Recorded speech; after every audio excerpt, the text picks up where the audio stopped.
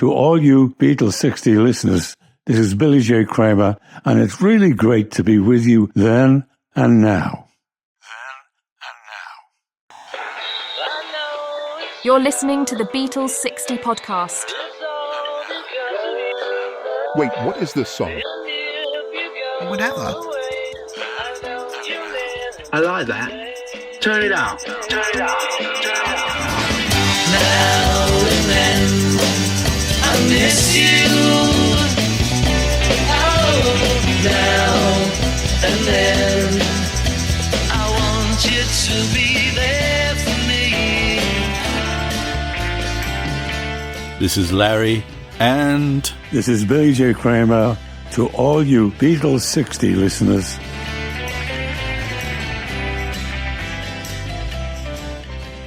we often say that the Beatles60 Project is more like a historical society than a fan club. We're emphasizing the experience of the unfolding of the 1960s, the Beatles' own experiences, fans' experiences, perspectives from media, and so on. There are coincidences from my own experiences 60 years ago that at first sound almost incredible. They involve Dionne Warwick, the Beatles, and Billy J Kramer. I was a preschooler in 1964, and this fact makes these memories seem to others as even more incredible. But these are clear, strong, detailed memories, all involving my obsession at the time with records that were in the house when I was a little child 60 years ago. It seems like such an incredible coincidence that the earliest memories of a Beatles60 host would involve the Beatles exactly 60 years ago. That's like too neat to be true almost, right? But stay with me, it's not so incredible when I explain that I co-founded the Beatles60 Project 4 years ago, in large part because I wanted to make sense of the 1960s that gave rise to all kinds of amazing things, including Little Me. The coincidence is entertaining, but otherwise really just a pure coincidence. We adult humans retain few early childhood memories, if any. Later in this episode, I'll explain the mechanics of childhood memory as I understand it from what I've learned. My story is maybe interesting, the earliest memory coinciding exactly with the weeks before the first Ed Sullivan appearance of the Beatles. But it's really more ordinary than it sounds. It's meaningful feeling for me, but you'll see.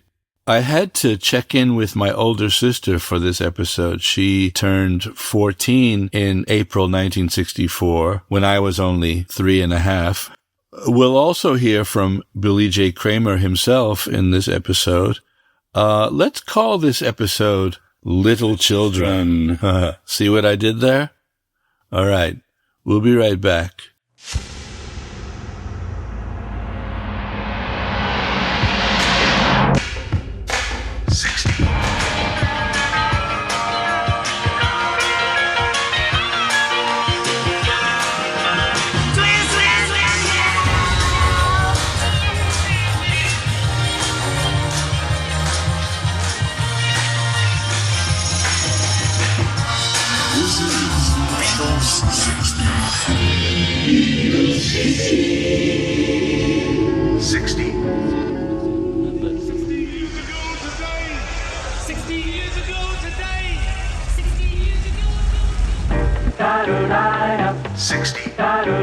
Beatles60, we're jumping around. We're jumping around.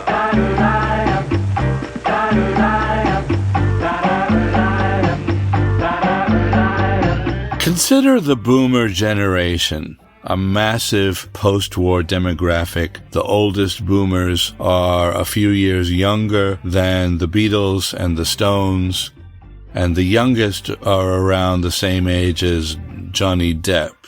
I was of the youngest cohort within the boomer generation, a couple of years older than Johnny Depp.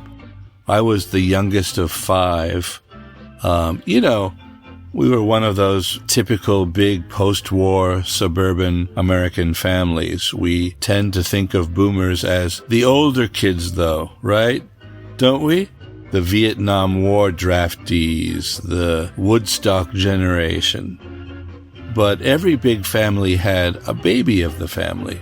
By definition, if you're a big boomer family, and your mom didn't give birth to a whole litter of sextuplets, if each kid was born separately, then every big family had a baby of the family. And we would be too young for Woodstock, let's say, right? That was me. The oldest was my brother. He was like Generation Ricky Nelson. He was 16 in 1964. He's 76 now. I asked him about the early 60s, and he mostly recalled thinking about girls all the time. I asked him what he listened to before the British invasion. He said, I don't know. Peter, Paul, and Mary, that sort of stuff. So between my brother and me, there were three sisters younger than him, older than me. They came of age in the mid to late 1960s, early 70s, meaning they were teens in the mid to late 60s or the early 70s. They were of the age, for example, to go to the Boston Tea Party and see the Velvet Underground or Led Zeppelin. The Tea Party, by the way, was Boston's equivalent of, say, the Marquee Club in London, or in the States like Fillmore East or West. My generation, we were too young for the Boston Tea Party. My generation, the youngest boomers, we were like the Sex Pistols generation, or younger than that, really, like Generation Joan Jett or Joy Division. I'll be 64 in October. I think a lot of listeners are probably around the same age as me, so many people will probably identify with this. Hi. Man, where did all the time go? I can't believe that I'm going to be 64 this year. So, my age cohort was like the babiest of the baby boomers. We're still considered boomers, but late boomers. Born in 1960, I don't remember that year. I don't remember 1961 or 62. Nothing. But my preschool memories start around the end of 1963.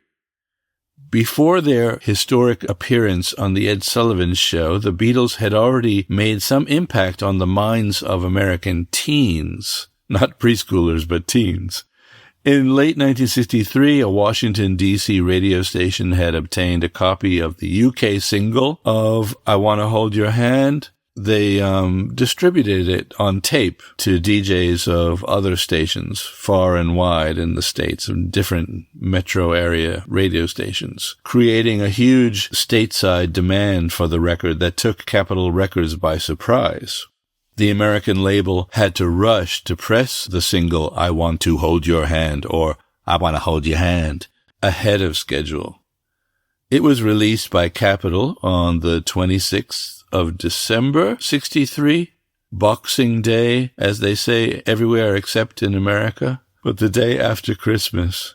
It's a month before the Beatles landed in New York, and I didn't hear the hype on the radio. Maybe I heard it, but it didn't make any sense to my little ears. But my sisters were buzzing about it. Weirdly, what I clearly remember was that in our house, we had the I Want to Hold Your Hand EP. What? You're saying what? What EP? Okay, so it's 4 songs. Not pressed by Capitol, I'll explain in a moment. What's remarkable is that I was only a preschooler at the time. These early childhood memories were retained because I was obsessed with the records that appeared in our living room. It's as simple as that. A little kid sees records in the living room and is obsessed with them. I've done research on the known science of early childhood memory retention to try to make sense of why this record and why at age 63 and a half is this memory formed 60 years ago at age 3 and a half still so strong, clear, and detailed. It is explainable, and I'll explain it all later. We'll be right back.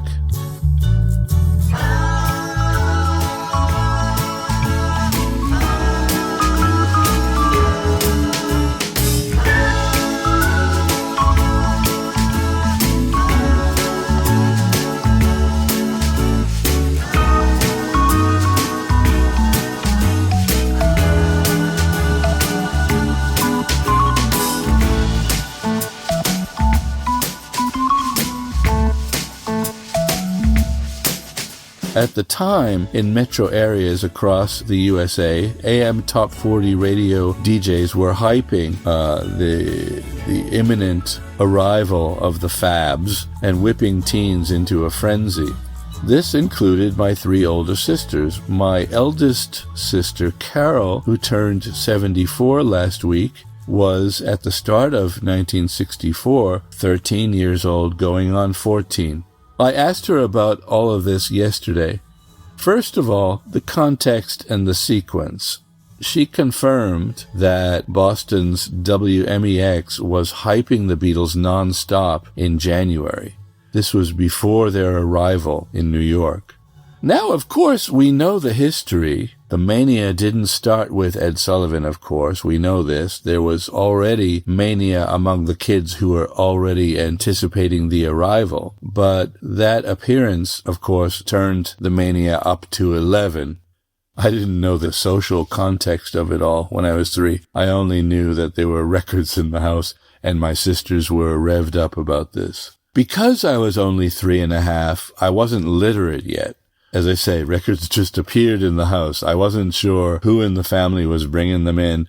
I probably didn't even wonder about that. The 7-inch record we had the image of the Beatles. To me, they were just 4 guys without identities, but it turns out that it was the Beatles. And they were holding a long piece of rope on the cover of the record, and the record had 4 songs. This is what I remember. My earliest childhood memory revolved around the second song on one of the sides, Till There Was You. Turns out that was side B, and it was the second song, Till There Was You.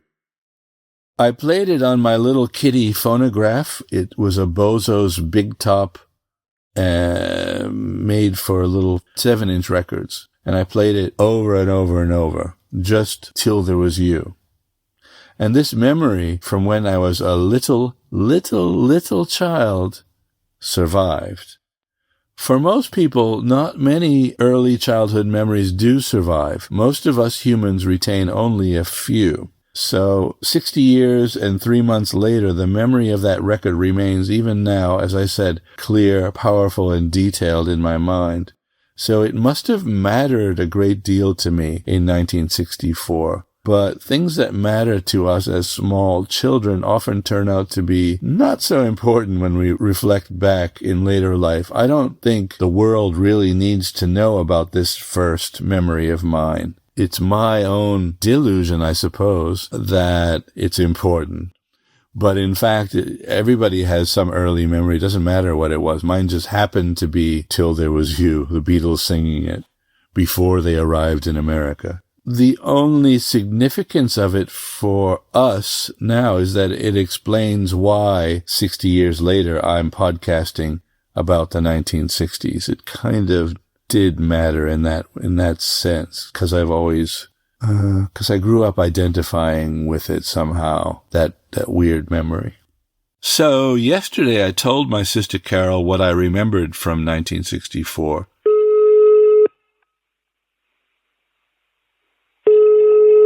Hey, Carol. Hi, Larry, love. My first question to her was, why did you get this French import EP?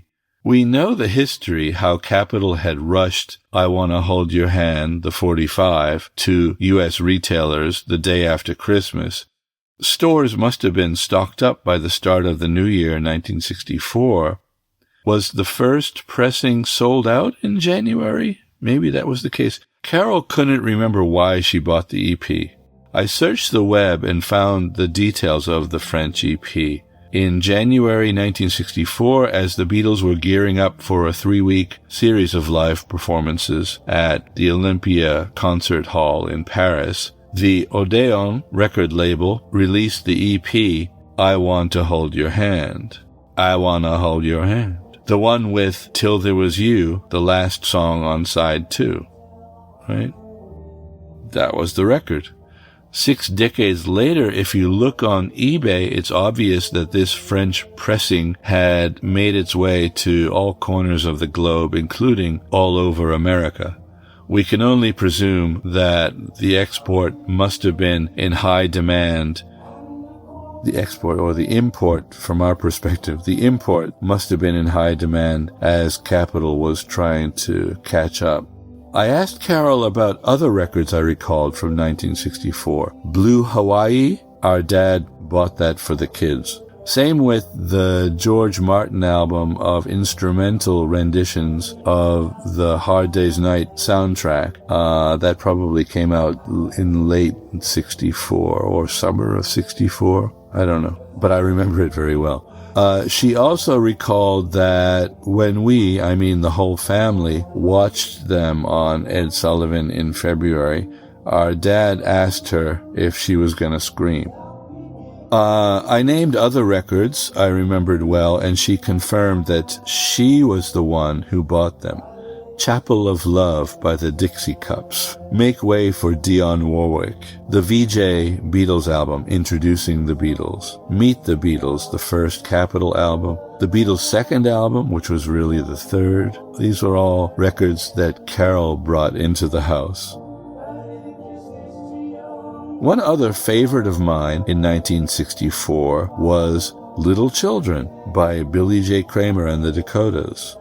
In March 1964, Little Children by Billy J Kramer and the Dakotas reached number 1 on the UK singles chart. I wouldn't have known this as a little kid, but I know it now. It then rolled out in America over the next few months. We had the Little Children album in the house, and I was a little child listening to Little Children over and over. Little Children entered the Billboard Hot 100 at number 87 on the 18th of April 1964 and eventually reached its peak position at number 7 on June the 13th. 1964. Many thanks to Ed Chen of the podcast Toppermost of the Poppermost for looking this up for me. Thank you, Ed. Well, we asked Billy J himself to comment for this episode, and he said, You know, it's an amazing thing that I just realized that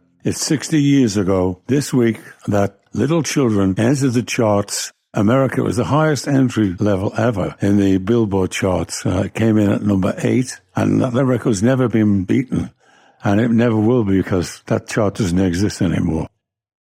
There have been various Billboard charts. While the Hot 100 and Billboard 200 are well known, there used to be other specialized Billboard charts in the past. If Little Children made a significant impact on one of these lesser-known charts that no longer exist, that could explain Billy J's statement. I don't know.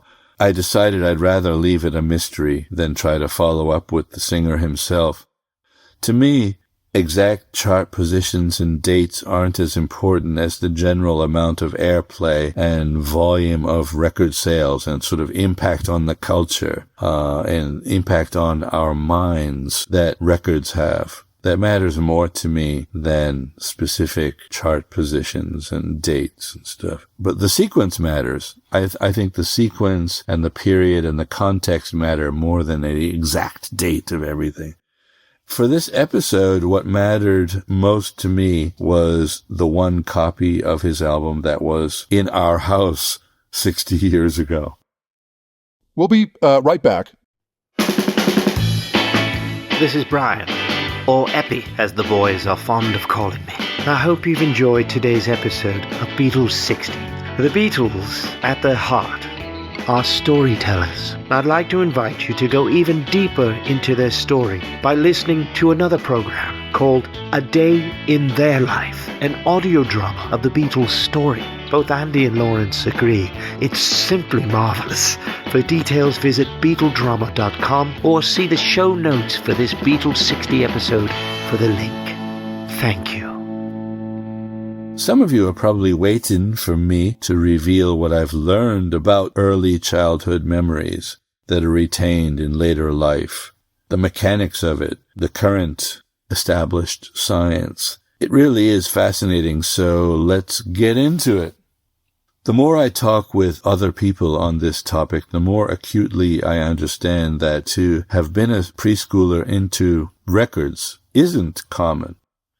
Most preschoolers are not into records. But some are very much into it. For example, we know that Beatles scholar Christine Feldman Barrett was deeply into records when she was little. We have that in common. I was one of those little children very much into records. First memories for me were, right from the start of 1964, my Rosebud. You're listening to the Beatles60 Podcast. So what's a rosebud? Most listeners probably already know. A rosebud is a symbolic touchstone from the classic film Citizen Kane. For the few listeners who may not know the film Citizen Kane, rosebud represents lost innocence. I won't reveal what it really actually is because I don't want to spoil. I don't want to spoil the movie, so I won't. The memories associated with Rosebud are initially hidden from the audience until the film's climactic revelation.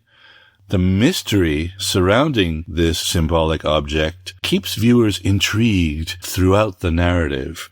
For our discussion, think of it as something deeply personal and nostalgic.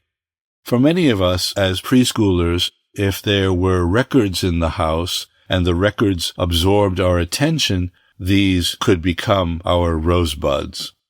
I suppose for others it could have been a toy or a pet or something. I don't know. Everyone has their own childhood experiences, and every music fan starts at a different age and at a different spot on our timeline.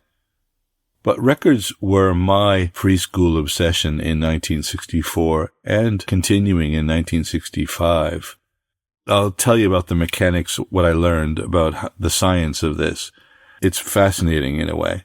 In order for an early childhood memory to be retained into adulthood, it needs to be detailed enough to make it past a later childhood phase when many earlier memories are discarded.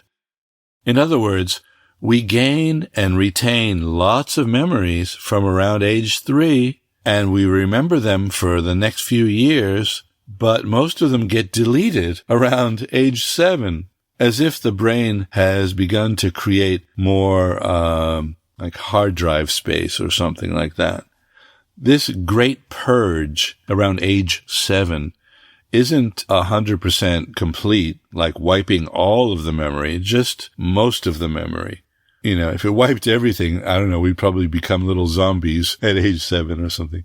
So it wiped out most memories, not everything. So what's interesting to me is that some preschool memories survive and can last a whole lifetime. And this is true to my experience and the experience of most others. There may be a small minority of people who simply remember nothing from preschool. That's possible. But most of us retain at least a few memories from the preschool years, say up until 7. The few preschool memories that make it through that great purge at age 7 can be recalled vividly decades later. So why do we retain these few memories? What are the factors involved? The science tells us they tend to result from the level of detail, which we've already mentioned, the emotional engagement, repetition and reinforcement, and multisensory learning. A preschooler into phonograph records gets all of that. Emotional engagement. Yeah, there was music. It's mysterious but thrilling, you know? Repetition and reinforcement. Yeah, if you play the same records over and over and over, hearing the same songs perhaps on the radio too, you know, that's a lot of repetition. What else? What was the other one? Multisensory learning. Yeah, it's multisensory. You see the record cover art, you hear the songs, you feel the beat, you remember even the smell of the vinyl and the image of Bozo on your little kitty record player. The way others in the household respond to the music is something that is, you know, multisensory. The room in the house where the records are kept and played, so the sense of the environment. experiences, having family members scold you for dropping the needle too clumsily and showing you how it's done. All of that. So it's detailed and exciting and repetitive and multisensory. Those few strong, clear memories that do survive the Great Purge can evoke powerful nostalgia. Oh boy, can they ever. And this is why we talk about it. We who are grown adults continue talking about these things because it's powerfully nostalgic. It's intense. We just experience things differently as little kids, little children, right? So decades later, you might vividly recall a favorite toy, a birthday party, or a sunny afternoon in the park. These memories can often carry a sense of innocence and wonder, connecting us to our younger selves.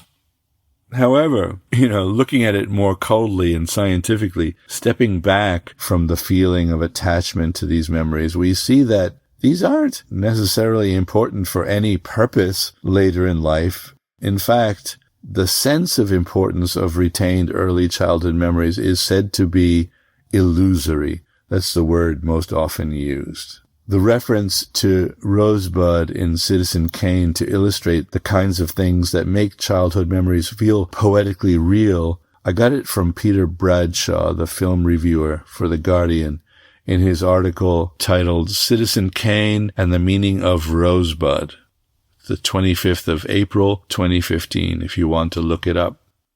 He discusses the way that memories of Rosebud held for Charles Foster Kane an arbitrary poetic authenticity. Those are Bradshaw's words, arbitrary poetic authenticity. Well, it makes sense, doesn't it? When we're little children, we see the world in a special way. Like I said, not like adults at all.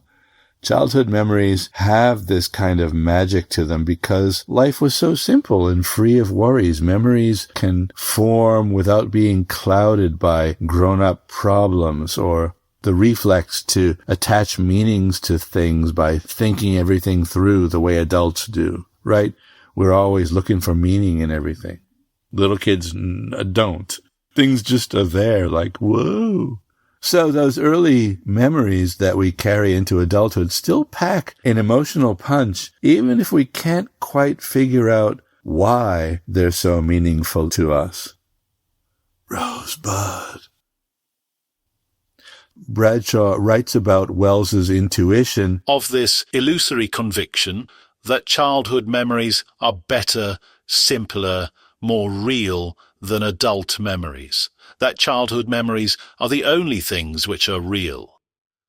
The remembered details of early existence, moments, sensations, and images have an arbitrary poetic authenticity which is a byproduct of being detached from the prosaic context and perspective which encumbers adult minds, the rational understanding which would rob them of their mysterious force. We all have around 2 or 3 radioactive rosebud fragments of childhood memory in our minds. I don't think we all do, but most of us do.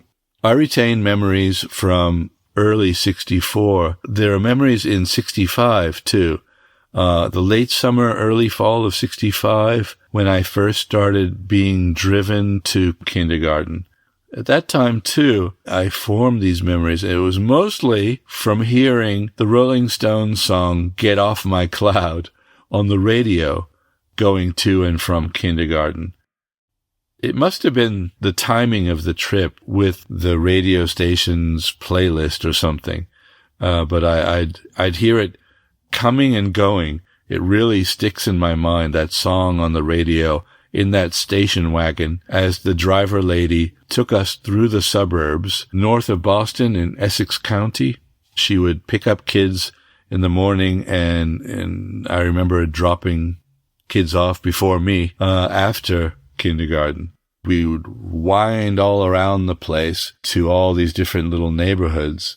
And so it took a lot of time, but it was wonderful. I remember sitting in the back seat, just like looking out the window and hearing the Rolling Stones. And It's the kind of refrain that a little child would remember, isn't it?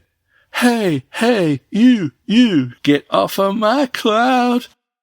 So there you have it. My early childhood memories are mostly related to songs. First records and then radio. But the reason I reveal my own preschool memories isn't to brag that I've been rocking and rolling since age 3, nor to say that my experience was in any way more important or exalted or sublime than what anyone else experienced as little children. I'm not hipper than thou. There are people who had much hipper childhoods than me, or more interesting ones. So bragging about it would be silly. We know that our feelings about the importance of our own preschool memories is illusory, right? So I'm not going to say it's important. But the only reason I go into this and I go on about this is that I wouldn't be doing Beatles60 for any other reason.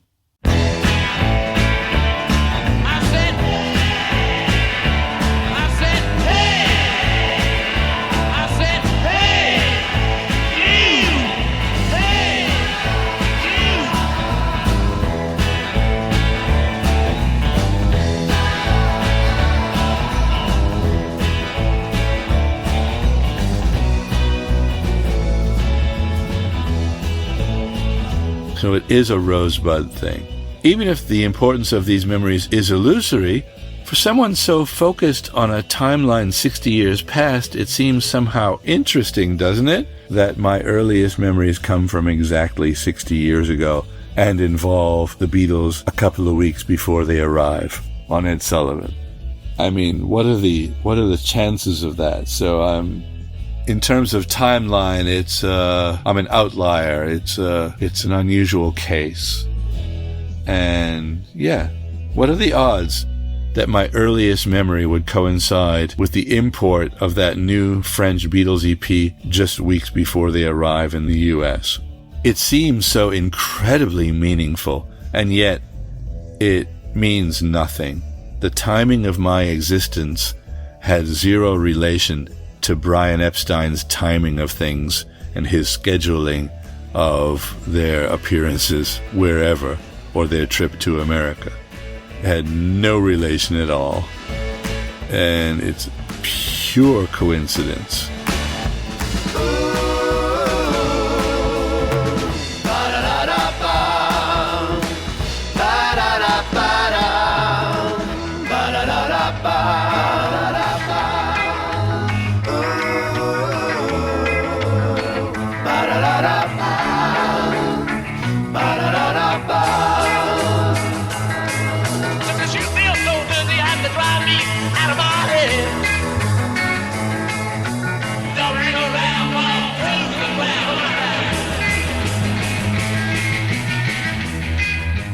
As the 60s progressed, collections of records in households with teens expanded.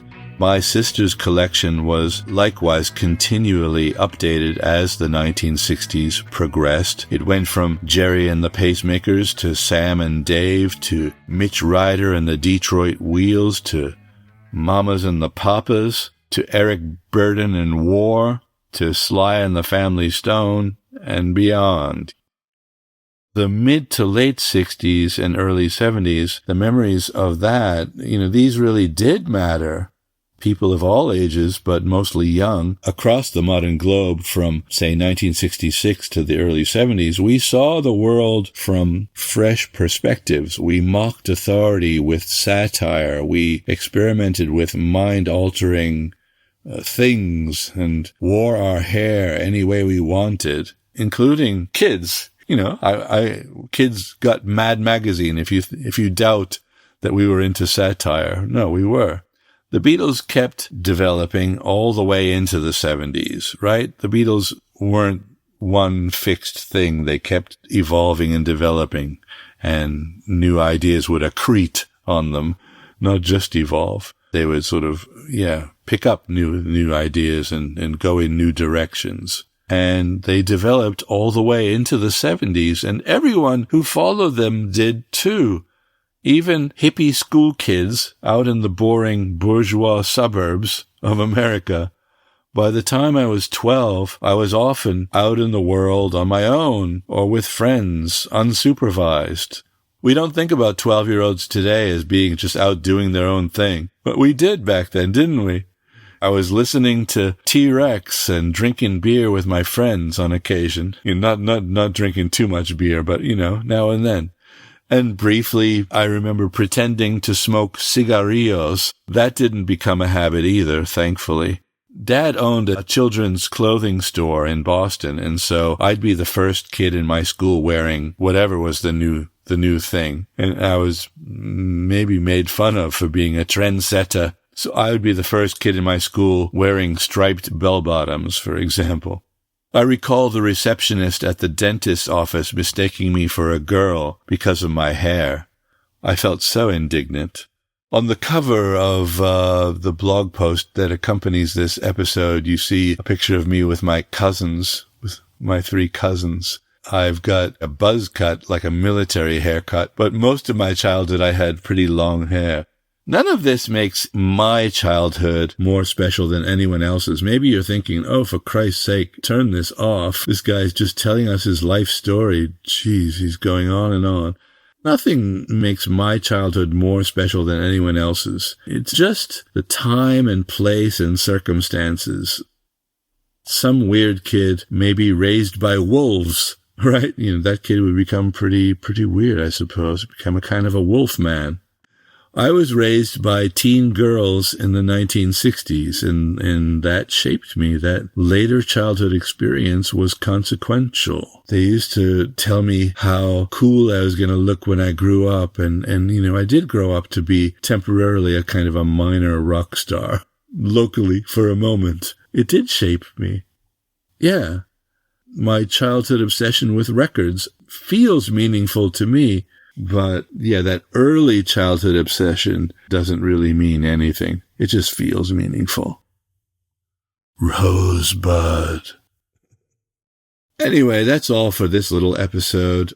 Beatles60 is not usually about my own experience, but, it sometimes is. Revisiting both the song and the album Little Children 60 years later creates such tidy closure on my own memory of the album that started when I was a little child in the spring of 1964. I couldn't stop myself from indulging in the illusory importance of that early childhood memory, coming full circle now, 60 years later. It would be fair to ask, though, does that full circle really matter? Does it really? No. No, I don't think that we can extrapolate from my family to the rest of American families, first of all. Each household was its own case. A lot of my friends would say, no, I was just raised up an only child, A lot of my friends are younger than me. But they know a lot more than I do about the Beatles, which is really interesting. That's a whole other story. But yeah, I don't think we can extrapolate from my family to all American families. Each household, as I said, was its own case. And what I'm revealing, though, is, again, my reason for engaging in this daily reliving in 1964. It's like revisiting my little preschooler self for a moment here and there every day on Facebook. The title, Little Children, right? It just fits perfectly. Full circle, neat. Ultimately meaningless, but neat. For you, the Beatles60 experience, currently reliving 1964, will be different from my experience. Many of you weren't born 60 years ago, and that's okay. And as I say, a lot of people who are born after me, a lot of people younger than me, ironically, they start with like the red and the blue albums, and they become Beatle freaks in the 70s and the 80s. Through the 90s and the aughts and the 10s, they learn so much about the Beatles. There's so much literature that comes out that I rely on people younger than me to teach me about the 1960s in a way, even though I experienced it. So I'm not saying been there, done that, I'm cooler than you or anything like that. Nothing like that. We love you all. Speaking of that, Many thanks to Billy J Kramer for greeting us. He's got a new single out. Title is Are You With Me? And it's got a fab video to boot. See the link in the show notes. I think he's got a new song coming out soon. So, be on the lookout for that. Okay, we know the title of the next one. The next single is called I Couldn't Have Done It Without You. And that premieres on the 18th of May. We'll be back sometime in this month, in the month of May, in the merry little month of May, with that promised 4-part mini-series of episodes about early 1964. They're kind of half-produced. They're in the can, kind of waiting to be released. I promise not to dwell on my childhood too much moving forward. We'll look at more universal, more consequential happenings, events, and arisings than my own little childhood, my own little Larry childhood. Until then, join our Beatles60 Facebook groups as we follow 1964 a day at a time. Most people don't know it, but we have 2 groups. One is private, but accessible through Facebook recommendations and searches and so on. But there's a second group, a much smaller group for those really deeply into the history of the unfolding of the 1960s. And that's hidden from the public, but accessible to listeners of this podcast. Aren't you special? To join, I have to tell you how to join because you can't search this anywhere. Go to Beatles60.group/hidden. BEATLES 60.group/hidden. The hidden page is easy to find for you since I put a link in the show notes, but we deliberately prevent search engines from indexing it. And again, the link isn't on Facebook, so it's only in our show notes. It's the only way to get there. Please do check that out, and do feel free to send me an email. There's a little form at the bottom of that page. It's just me. Nobody else will ever see that. It stays in my Gmail. It's private. I'm never going to sell you out.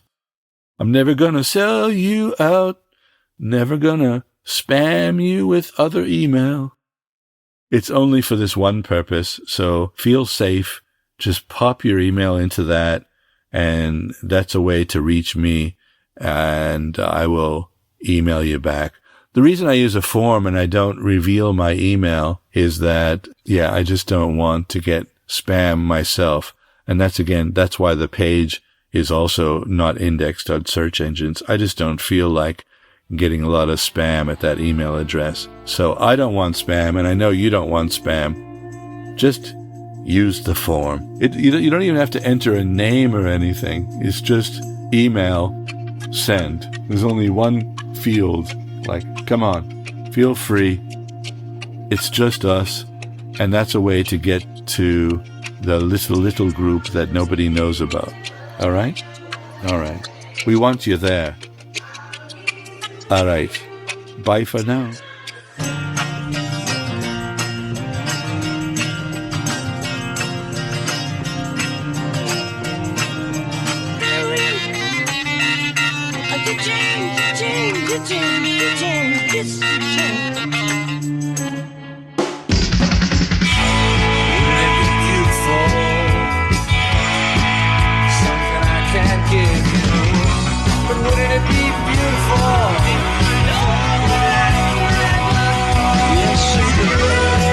So come on, we're going to repeat that slogan. This is a chronicle. Beatles60, we ain't jumping around.